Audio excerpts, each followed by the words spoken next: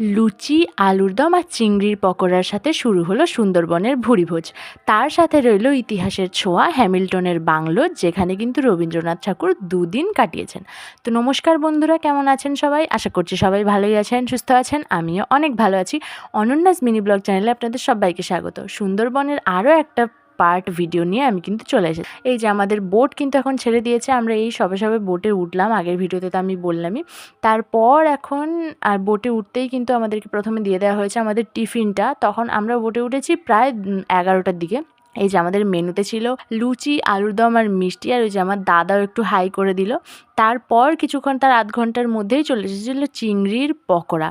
আর চিংড়ির পকোড়াটা কিন্তু সত্যিই খুব টেস্টি ছিল, আর লুচি আলুর দমটাও কিন্তু ভালো ছিল।